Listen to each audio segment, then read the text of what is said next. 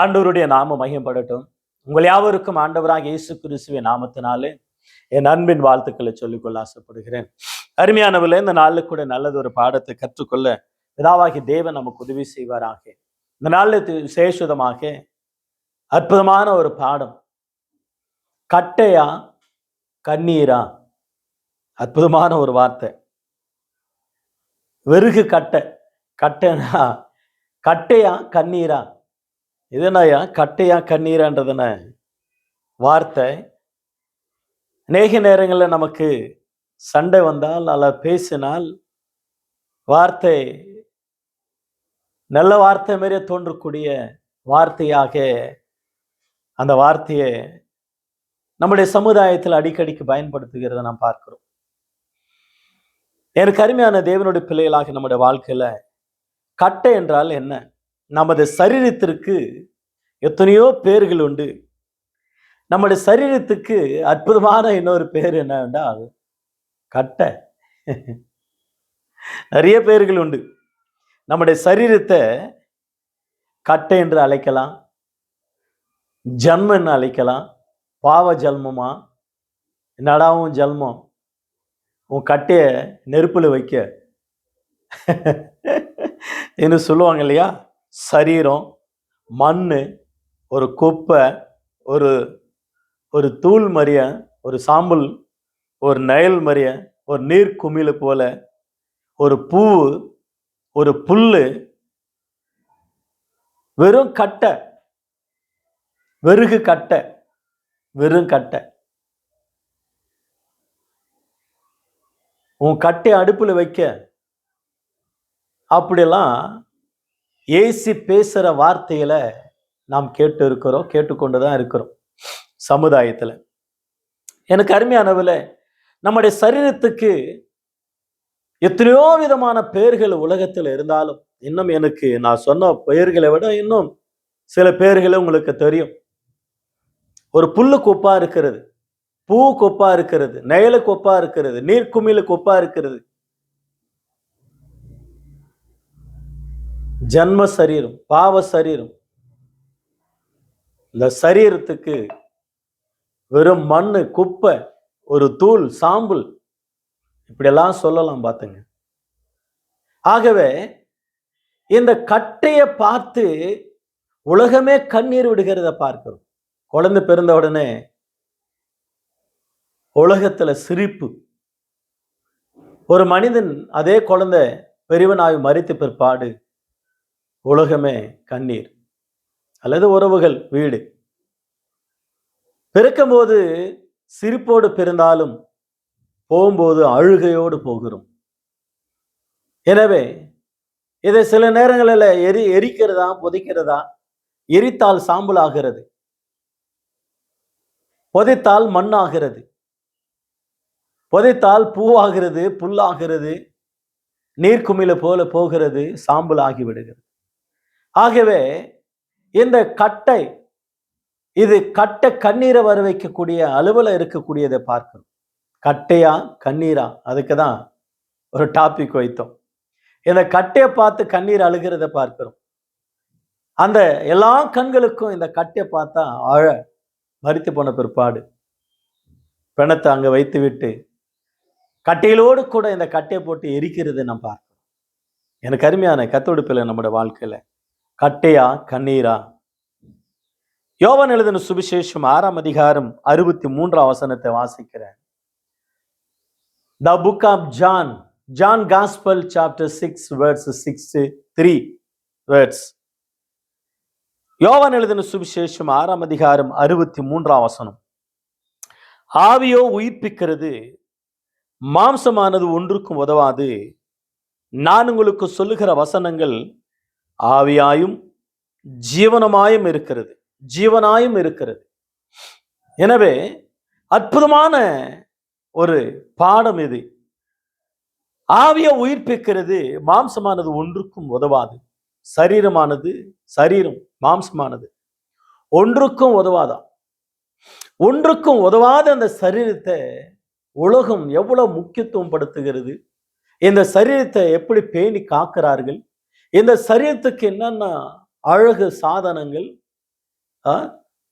பெரிய பெரிய ஃபேக்ட்ரி, துணி ஃபேக்ட்ரி, துணிகள் விதவிதமாக கலர்ஸ் துணிகள், என்ன மாதிரி ஸ்டோர் ரூம்ஸ், அழகாக அழகுபடுத்தின அழகு சாதனங்கள், அற்புதமான இந்த சரீரத்தை பேணி காப்பதற்காக கலர்ஸ் துணி என்ன, விதவிதமாக ஏர் கட்டிங் என்ன, விதவிதமாக சோப் என்ன, பவுடர் என்ன, ஃபேர் அண்ட் லவ்லி என்ன, கலர்ஸாக என்ன ஆக்டிவிட்டி. ஏசி கார் தான், ஏசி பஸ்ஸு தான், ஏசி வீடு தான், எல்லாமே ஏசி தான். ஊசிலி கிடைத்த சரீரத்துக்கு அந்த சரீரத்தை அழகப்படுத்துவது அழகு சாதனங்கள். தலைக்கு ஒரு கலரு, முகத்துக்கு ஒரு கலரு, நமக்கு கூட பெயிண்ட் அடிச்சு அலர்ஜினால சில நேரங்களில் கலர் அடிக்காம சூழ்நிலைகள் நீங்க கவனித்திருப்பீர்கள். எனவே கிழவன் கூட வயசானவன் மாதிரி வாலிப பிள்ளை மாதிரி தெரியும், கிழிவு கூட வாலிப பெண் மாதிரி கலர்ஸ், அந்த அளவுல அழகு சாதனங்கள் உலகத்தில் இருக்கிறத பார்க்கிறோம். இந்த சரீரத்தை குறித்து தியானிக்கும் பொழுதுதான் இந்த அருமையான சப்ஜெக்ட், கட்டையா கண்ணீரா. ஏன்னா கட்டையோட கைலாசம் அப்படின்னு கூட சொல்லுவாங்க இல்லையா, கட்டையோட கைலாசம். இந்த சரீரத்தை வகை வகையாக, கால்களுக்கு ஒரு கலரு, கைகளுக்கு நெக பாலிஸ் ஒரு கலரு, முகத்துக்கு ஒரு கலரு, சரீரத்துக்கு ஒரு கலரு, ட்ரெஸ்ஸுக்கு ஒரு கலரு, ட்ரெஸ்ஸுக்கு மேட்சியாக கண்ணாடி ஒரு கலரு, கண்ணாடிக்கு மேட்சியாக தலையில் ஒரு கலராக வைக்கக்கூடிய பெண்கள், அந்த ஒவ்வொன்றும் மேட்சியாக இந்த சரீரத்தை எப்படியாகிலும் அழகப்படுத்தணும்.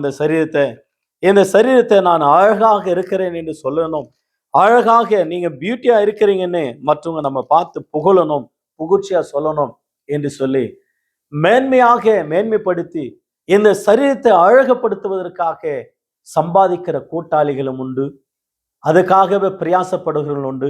அது அழகாக பேணி காத்து அற்புதமாக இயேசுவிலே வைக்கிற ஆட்களும் உண்டு. நீங்க எங்க இருந்தாலும் எப்படி இருந்தாலும் இந்த கட்டையை ஒரு நாள் சாம்பலாக்க தான் போகிறாங்க, இந்த கட்டையை ஒரு நாள் மண்ணில் தான் போட போகிறாங்க, இந்த கட்டையை ஒரு நாள் குப்பையில தான் போட போறாங்க.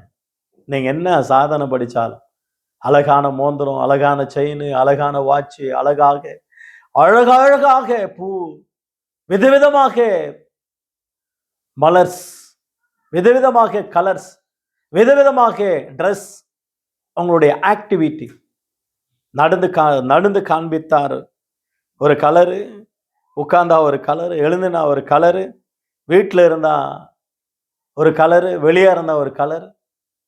இன்னைக்கு கலரை பார்த்து தான் ஓடிக்கொண்டு இருக்கு. கலரா இருக்கிறான் பொண்ணு, கேள்டா பொண்ணு கட்டிக்கலாம், கலரு, கேஷு, கேசட், இந்த 3 இருந்தா போதும் உலகத்துக்கு. It is never. இந்த 3 உங்களை காப்பாத்தாது, இந்த 3 உங்களை ஏமாற்றும், இந்த 3 உங்களை மோசம் பண்ணும் என்பதை குறித்து மறந்துவிடக்கூடாது. இந்த சரீரம் வெறும் மண்ணு, இந்த சரீரம் வெறும் கட்டையோடு கட்டை சேர்த்து கொளுத்தினாங்களா சாம்பல். அநேகருக்கு தெரியுதில்லை நீ யார் என்பதை குறித்து யாருக்குமே புரியாது. ஒரு மனிதன் மரித்த பிற்பாடு அந்த மனிதனுடைய சடல் அங்க இருக்கும் பொழுது, இவர் எப்பொழுது மரித்து போனார், நேற்று மரித்து போயிட்டாரு, நேத்தே இவர் மரித்து போயிட்டாரு, எங்க போனாரு, இங்கதான் கிடக்கிறாரு. இது சரீரம், வெறும் மண்ணு, ஒரு கட்டை, ஒரு சாம்பல். இதை வைத்து கொண்டு அழுவாங்க பாருங்க பிள்ளைங்க, அப்பா என்னை விட்டு போயிட்டியா அவ்வளவாங்க. மனைவியா, ஓ சொல்ல முடியாது பாருங்க, அவங்க இருக்கிற ஆக்டிவிட்டியை விட உயிரோட அவங்க மரித்த பிற்பாடு செய்கிற ஆக்டிவிட்டி ரொம்ப வித்தியாசமா இருக்கு. ஏங்க ஒரு வார்த்தையும் சொல்லாத போயிட்டீங்களே, இவ்வளவு காலமும் சொன்னதெல்லாம் கேட்கலடியம்மா. எல்லாரும் இல்லை, சிலர் தான். நீங்க கோவப்படாதீங்க, கர்த்தருக்கு மகிமுண்டாகட்டும். எனவே ஒரு வார்த்தையும் சொல்லாத போயிட்டீங்களே அப்படின்னு சொல்லி புலம்புகிற ஆட்கள் உண்டு. ஐயா வந்துகிறாரு, பாஸ்டர் வந்துகிறாரு, அப்பா பாட்டு பாடு, ஐயா ஒரு பிரசங்கம் பண்ணுவியே, பாட்டு பாடுவியே, சாட்சி சொல்லுவியே, பேசுவே, ஐயா வந்துகிறார், சோத்திரம் பண்ணு, ஏந்துக்கோ அவன் எங்க ஸ்தோத்திரம் பண்றான்? பரலோகத்துக்கு எப்போ போயாச்சு? அந்த ஆத்மா ஆண்டவர் இந்த சரீரம் தான் கடுக்கு. இதை பார்த்து என்ன மரியம் வார்த்தையில சொல்லி நாடக மேடையாக உலகத்தின் வேஷம் கடந்து போனாலும் உலகத்தின் மனிதர்கள் போடுகிற வேஷத்தின் வார்த்தைகள் வித்தியாசமா இருக்கிறப்பார். ஆகையினாலதான் பவுலானவர் சொன்னார், மரித்தவர்களை குறித்து நித்திரையா இருக்கிறவர்களை குறித்து நீங்கள் நம்பிக்கையற்றவர்களாய் போல துக்கித்து இருக்கிறது எனக்கு மனம் இல்லை. உங்களுக்கு அறிவு வேணும். நித்திரையா இருக்கிறார்கள், உங்களுக்கு அறிவு வேணும். கத்திரிடத்துல போயிருக்கிறார்கள், உங்களுக்கு அறிவு வேணும். பரலோகத்துக்கு போயிருக்கிறாங்க. கண்ணை முன்னா இந்த உலகத்துல, கண்ணை திறந்தா அந்த உலகத்துல. எனவே டெம்பரவரி உலகம், ஒரு வாடகை வீடு, இந்த கூடாரம் பைபிள் நிறைய சொல்லுது. இது ஒரு கூடாரம்னு கூட சொல்லுது. இந்த கூடாரத்துல தவிக்கிறோம் கொஞ்ச காலம், வாடகை வீட்டுல மாதிரி. அதுக்கு பிற்பாடு சொந்த வீடு எங்கன்னா இங்கே இல்லை, சைட்டு வாங்கி அப்பார்ட்மெண்ட்ல வாங்கி அப்பார்ட்மெண்ட்ல இதெல்லாம் நமக்கு லேஅவுட்ல ஏரியாவில் இதல்ல. ஆனா நமக்கு சொந்த வீடு பரலோகம், நித்தியமான வீடு பரலோகம், ஆசீர்வாதமான வீடு ஆண்டவருடைய சமூகத்துல. மறந்து விடக்கூடாது. எனவே நீ யார்? நிறைய பேர் என் தேகம் என்னுடையதுன்னு சொல்லுவாங்க. உன்னுடையது அல்ல என்பது குறித்து பைபிள் அழகா சொல்லப்படுது. பாருங்க, தானியேலின் புஸ்தகம் 7ஆம் அதிகாரம் 15 வசனத்தை கவனிங்க. தானியேலாகிய நான் என் தேகத்தில் உள்ள என் ஆவில சஞ்சலப்பட்டேன், என் தலையில் தோன்றின தரிசனங்கள் என்னை கலங்க பண்ணிற்று. நான் என் தேகத்தில் உள்ள என் ஆவிலே அற்புதமாக, நான் என் வீட்டில் இருக்கும் பொழுது அப்படின்னு சொல்றேன் இல்லையா, நான் ட்ரெயினில் இருக்கும் பொழுது, நான் பஸ்ஸில் இருக்கும் பொழுது, நான் ஃப்ளைட்டில் இருக்கும் பொழுது, நான் எங்கள் ஊரில் இருக்கும் பொழுது, நான் எங்கள் வீட்டில் இருக்கும் பொழுது, நான் எங்கள் சபையில் இருக்கும் பொழுது, அந்த மாதிரி தானியேலானவர் சொல்றாரு, நான் என் தேகத்துக்குள்ள இருக்கும் பொழுது. இது தேகம் ஒரு வாடகை வீடு மாதிரியும், ஒரு கூடாரம் மாதிரியும், ஒரு குருவி கூண்டு மாதிரியும். இந்த குருவி கூண்டுக்குள்ள நம்ம இருக்கிறோம். நான் என் தேகத்துக்குள்ள இருக்கும் பொழுது எனக்கு உண்டான தரிசனம். நம்ம எங்க இருக்கிறோம்னா, இது நான் நிறைய சொல்றோம். டாக்டர் போனோன்னு, சார் என் கையை பாருங்க சார், என் காலை பாருங்க சார், என் முகத்தை பாருங்க சார், என் கையை அடிபட்டு இருக்கு பாருங்க சார், என் கால் அடிபட்டு இருக்கு பாருங்க சார். என் கையே என் காலு. அப்புறம் என்ன செய்யறோம்? இது விட்டு போயிடுறோம். ஆண்டவர் கூப்பிட்ட உடனே இந்த சரீரத்தை, இந்த கை காலை, இந்த சரீரத்தை நம்ம விட்டுட்டு போயிடுறோம். இது என்னுடையது, என் சரீரம், என் பாடி, என் காய், என் காலு, என் கண்ணு, என் தலை, என் முடி, என் வாய், என் பல்லுன்னு சொல்லி கிடக்கிறோம். என்னுடையதுன்னு சொல்லி கிடக்கிற. அப்ப 2 பேரு நம்ம சொல்றோம் இல்லையா, இது என் வீடுங்க, இது என் ஊருங்க, இது என் வண்டிங்க, இது எங்க மனைவி, இது எங்க பிள்ளைங்க, இது எங்க குடும்பம். அந்த மாதிரியோ இந்த சரீரத்தை உள்ள இருக்கிற ரியல் ஹீரோ, ரியல் ஆத்மா சொல்லுகிறது, என் கையை என் காலு, நான் யூஸ் பண்றது இதெல்லாம். அந்த ரியல் மனிதன் ஆத்மா இந்த சரீரத்துட்டு போயிட்டா இது வேஸ்ட். ஆகையினாலதான் அருமையாக தானியேலானவர் அற்புதமா சொல்றார், நான் என் தேகத்தில் இருக்கும் பொழுது தேகத்தை விட்டு போகிற காலம் வந்தது. பவுலானவர் சொல்றாரு இல்லையா, நான் தேகத்தில் இருந்தால் பிலிப்பி சபையாரே உங்களுக்கு பிரயோஜனம், நான் தேகத்தை விட்டு போனா எனக்கு பிரயோஜனம். நான் சரீரத்தில் இருந்தா சபையார உங்களுக்கு பெனிஃபிட், நான் சரீரத்தை விட்டு போயிட்டா எனக்கு பெனிஃபிட். அதனால்தான் சொன்னார், மரணம் எனக்கு ஜீவன், சாவு எனக்கு ஆதாயம். It is benefit, my benefit death. அற்புதமா சொல்றாரு பாருங்க.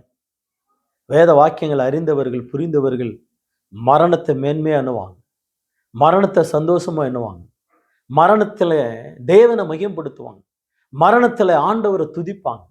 அறியாதவர்கள், புரியாதவர்கள், தேவனை குறை சொல்லுகிறவர்களும், கடவுளை திட்டுகிறவர்களும், சபையை வெறுக்கிறவர்களும், பைபிளை வெறுக்கிறவர்களும், ஜபத்தை வெறுக்கிறவர்களும் ஆண்டவரை விட்டு தூர போகிறத பார்க்கணும். மரணம், it is good. Internal life, internal life, நித்திய வாழ்வு, மறுஜன்மம். எனவே மறந்து விடக்கூடாது. இந்த கட்டையா கண்ணீரா ரொம்ப அற்புதமான பாடங்க இது. ஒரு பெரிய பாடம். சுருக்கமாக நாம் படித்துக்கொள்ள கர்த்தர் நமக்கு உதவி செய்து கொண்டு இருக்கிறார். தானியேலின் புஸ்தகம் 3ஆம் அதிகாரம் 19 கூட பாருங்களேன். தானியேலின் புஸ்தகம் என்னோடு கூட எசேக்கியேல் புஸ்தகம், மன்னிக்கணும், த புக் ஆஃப் எசேக்கியேல். எசேக்கியேல் 3ஆம் அதிகாரம் 19ஆம் வசனம். எசேக்கியேல் புஸ்தகம் 19ஆம் அதிகாரம் 3ஆம் அதிகாரம் 19ஆம் வசனம். எசேக்கியேல் புஸ்தகம் 3ஆம் அதிகாரம் 19ஆம் வசனம், 21ஆம் வசனத்தை கூட வாசிக்கலாம். நீ துன்மார்கனை எச்சரித்தும் அவன் தான் துன்மார்க்கத்தையும் தான் ஆகாத வழியும் விட்டு திரும்பாமற் போனானாகில் அவன் தான் துன்மார்க்கத்தில் சாவான். நீயோ என்றால் உன் ஆத்துமாவை தப்புவிப்பாய். நீயோ என்றால் உன் ஆத்துமாவை தப்பு, நீ உன்னை தப்பித்துக் கொள்வாய்ன்னு சொல்ல. நீயோ என்றால் உன் ஆத்துமாவை தப்பித்துக் கொள்வாய். மனுஷன் என்றால் யாருன்னா ஆத்துமா. மனசு என்றால் யார் என்றால் ஆத்துமா. நான் collector, doctor, reverend, pastor, bishop, MP, MLA, councillor, ஜனாதிபதி, டாக்டரு, ஒரு கேப்டனு, ஒரு போலீஸு, ஒரு இன்ஸ்பெக்டரு, இப்படி ஒவ்வொரு மனுஷனுடைய பட்ட பதவிகளை சொல்லுவதை காட்டிலும் மனுஷன் என்றால் ஆத்துமா என்ற அர்த்தம். 21ஆம் வசனத்தில் கூட அதை தான் வாசிக்கிறோம். நீயும் உன் ஆத்துமாவை தப்புவிப்பாய். நீயோ என்றால் ஆத்துமா, அவ்வளவுதான். ஒரு மனுஷன் என்றால் ஆத்துமா, அது அவ்வளவுதான். சரீரம் ஒண்ணுக்கும் உதவாது. பாருங்க, மீன் செத்தா கருவாடு, நம்ம செத்தா வெறுக்கூடு. ஏன இருந்தாலும் 1000, செத்தாலும் 1000மா, இப்படி சொன்னோம் பாருங்க உலகத்தான். ஆகவே எனக்கு அருமையான கர்த்தருடைய பிள்ளை, நம்முடைய வாழ்க்கையில கட்டையா கண்ணீரா? இந்த கட்டைக்கு என்ன டெக்கரேஷன், என்ன பிரயாசம், என்ன இந்த கட்டையை பேணி காப்பதற்காக படுகிற வார்த்தைகள். அழகா இருந்தா போதும், அத்தனை பேரை ஏமாற்ற வேண்டியதான். உன் அழகிலே மயங்கி திரிகிற நீ, உனக்கு ஒரு நாள் ஏமாந்து போகிற ஒரு நாள் வருது. அதை மறந்து விடக்கூடாது. ஆதியாகமம் 2ஆம் அதிகாரம் 7ஆம் வசனத்துல, பிதாவாகிய தேவனாய் கர்த்தர் பூமியின் மண்ணினால மனுஷன் உருவாக்கி அவன் ஆசில ஜீவ சுவாசத்தை ஊதினார், அவன் ஜீவ ஆத்மாவானான்.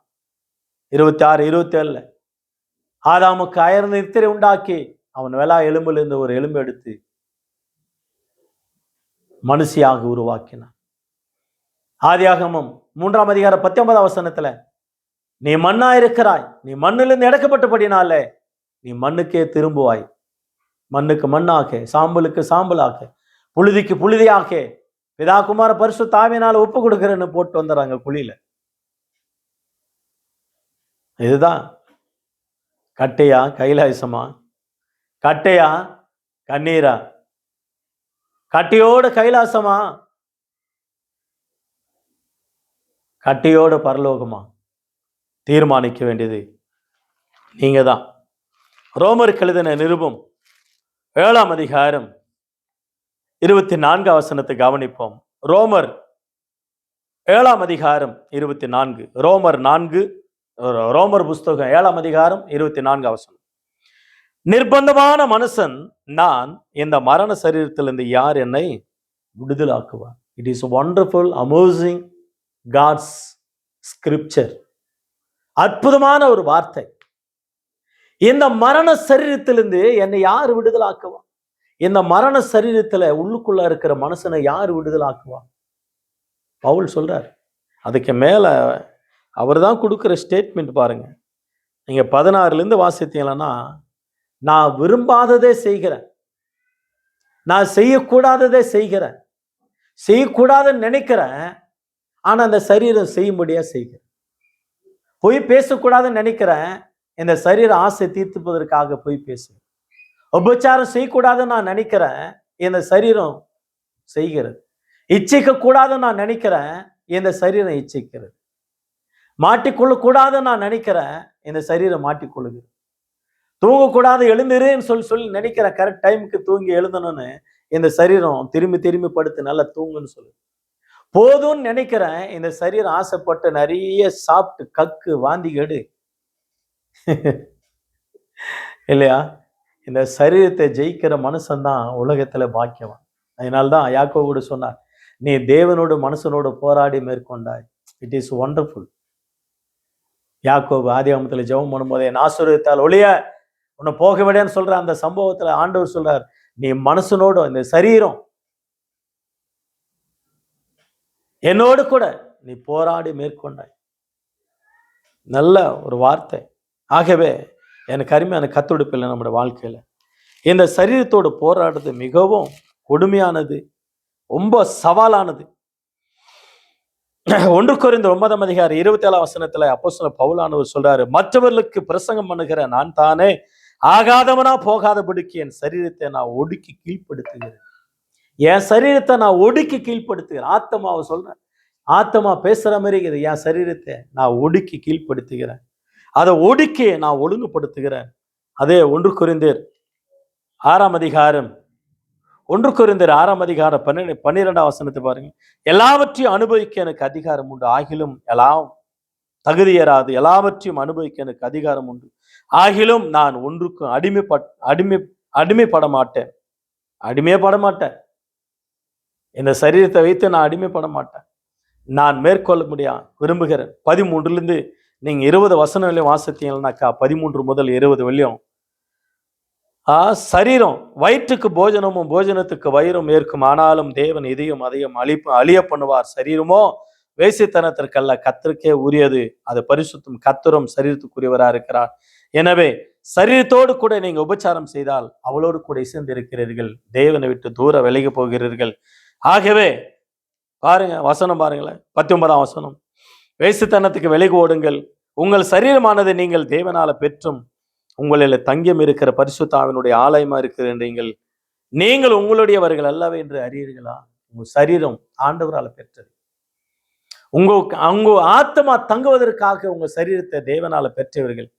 அந்த சரீரத்தை இந்த மண்ணிலே போட்டு போயணும். இது மண் என்பதை குறித்து வேதம் நமக்கு அழகாக எடுத்து வரைக்கிறப்பார். சரீரம் ஆத்மா, உன்னுடைய ஆவி ஆத்மா, உன் ஆத்மா சரீரம். இந்த சரீரத்தில் அந்த ஆத்மா இருக்கலாம். இந்த ஆத்மாவை பேணி காத்து பரிசுத்தமாயிட்டுனா ஆத்மா இருக்கும். அந்த ஆத்மா அந்த சரீரத்தை விட்டு போகும்பொழுது இந்த சரீரத்தை மண்ணோடு மண்ணா வைத்து விடுவார்கள். அன்றைக்கு சிம்சோன் இந்த சரீரத்தை காத்து கொள்ளவில்லை. ஆகவே அவனுக்கு மரண தண்டனையா என்ன வேதனை கிடைத்தது என்பது குறித்து நியாயாதிபதிகள் புஸ்தகம்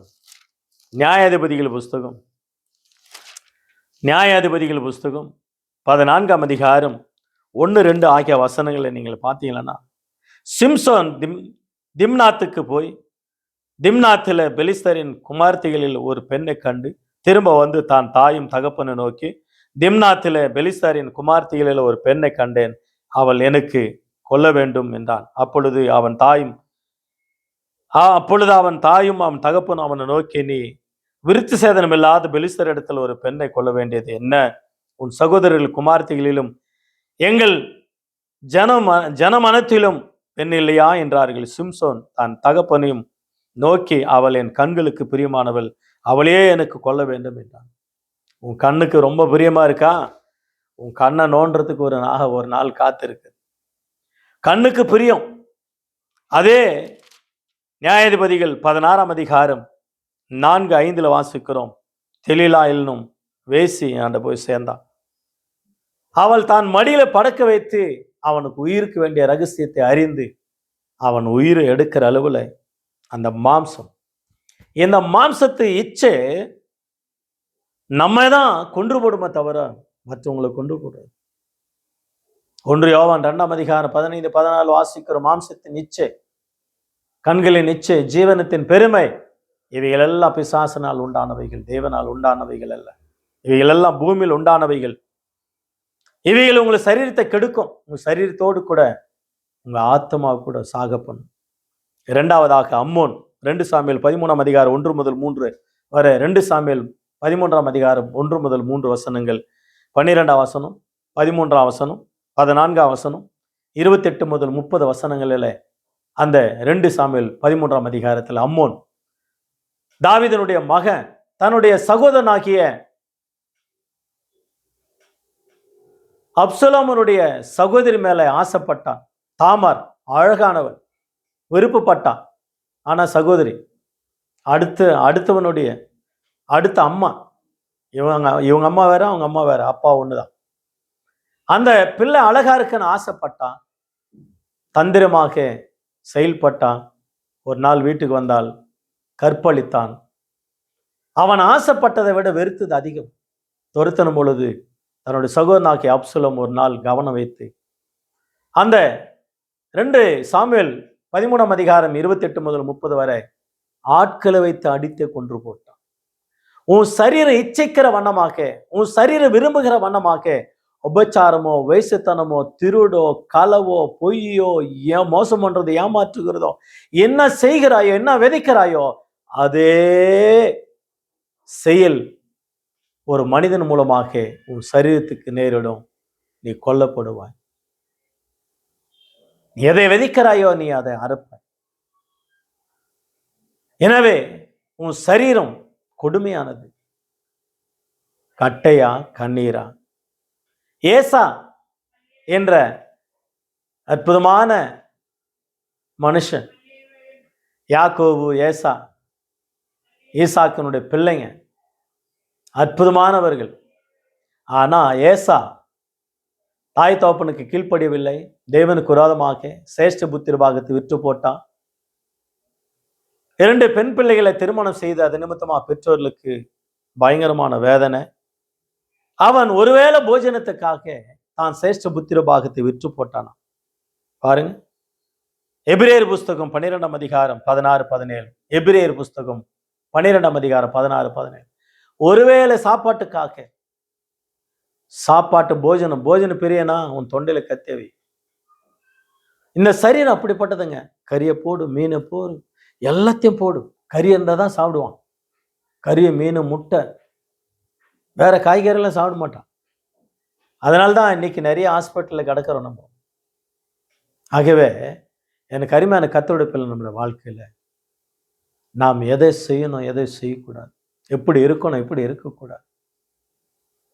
உங்க சரீரத்தை நீங்கள் பாதுகாக்க வேண்டும். இது தேவனுடைய ஆலயம். ஆகவே அற்புதமாக ஏசா இழந்து போனான், அம்மோன் இழந்து போனான், சிம்சோன் இழந்து போனான். கர்த்தருடைய பிள்ளைகளாகிய நாம் எதை இழந்து போகக்கூடாது, எதை இழந்து போனோம்? இந்த சரீர ஆசைகள் மூலமா வருகிற அத்தனையும் இழந்து போனாலும் பரவாயில்ல, நம்முடைய ஆத்மா முன்னேறுவதற்கு, ஆத்மா ஈடேறுவதற்கு, ஆத்மா ஆசுரிக்கப்படுவதற்கு, ஆத்மா அனுகூலமா இருப்பதற்கு நாம் பிரயாசப்படணும் என்று பைபிள் நமக்கு சொல்லி கொடுக்கிறத பார்க்கிறோம். கடைசியாக ரோமர் புஸ்தகம் 8 அதிகாரம் 5 முதல், ரோமர் புஸ்தகம் 8 அதிகாரம் 5 முதல், ரோமர் 8 அதிகாரம் 5 முதல், அன்றைய மாம்சத்தின்படி நடக்கிறவர்கள் மாம்சத்துக்குரியவைகளை சிந்திக்கிறார்கள், ஆவின்படி நடக்கிறவர்கள் ஆவிக்குரியவைகளை சிந்திக்கிறார்கள். மாம்ச சிந்தை மரணம், ஆவின் சிந்தையோ ஜீவனும் சமாதானமாமா. எப்படி என்றால், மாம்சத்தின் சிந்தை தேவனுக்கு விரோதமான பகை. அது தேவனுடைய நியாயப்பிரமாணத்துக்கு கீழ்ப்படியாமலும்